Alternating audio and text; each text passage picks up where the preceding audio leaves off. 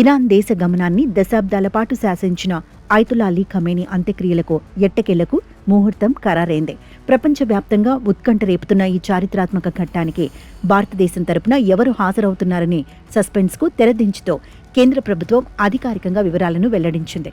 Iran దౌత్యపరమైన ఆహ్వానాన్ని గౌరవిస్తూ భారత్ తరపున బీహార్ గవర్నర్తో పాటు కేంద్ర విదేశాంగ శాఖ సహాయ మంత్రి వెళ్లనున్నారు.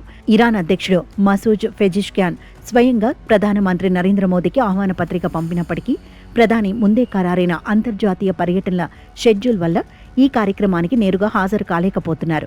కాగా గత ఫిబ్రవరి 28న అమెరికా ఇజ్రాయెల్ కూటమి జరిపిన సంయుక్త సైనిక దాడిలో అయతుల్లా అలీ ఖమేనీ మరణించారు. అయితే ఆ ఘోర దాడి జరిగిన తర్వాత ఇరాన్, ఇజ్రాయెల్ దేశాల మధ్య భీకరమైన యుద్ధ పరిస్థితులు నెలకొన్నాయి.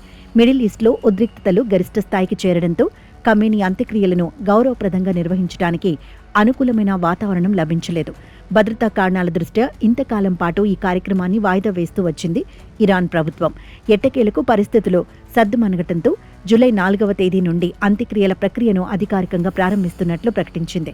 భారత ప్రధాని నరేంద్ర మోదీ ప్రస్తుతం ముందే నిర్ణయించిన షెడ్యూల్ ప్రకారం ఇండోనేషియా, న్యూజిలాండ్, ఆస్ట్రేలియా దేశాల కీలక పర్యటనలో బిజీగా ఉన్నారు. ఈ కారణంగా ఆయన ఇరాన్ వెళ్లలేకపోతున్నారు. అయితే భారత్ తరపున ఒక ఉన్నత స్థాయి ప్రతినిధి బృందాన్ని కేంద్రం టెహ్రాన్కు పంపుతోంది.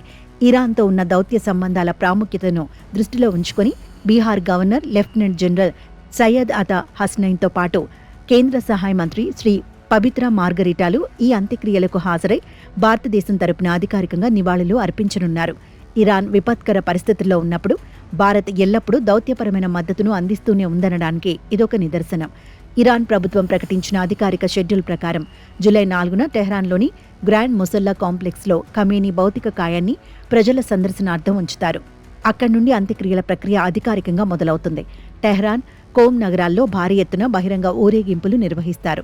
అంతేకాదు ఇరాక్లోని పవిత్ర నగరాలైన నజాఫ్, కర్బల్లాల్లో కూడా ఆయన ఆత్మకు శాంతి చేకూరాలని ప్రత్యేక ప్రార్థనలు చేపడతారు.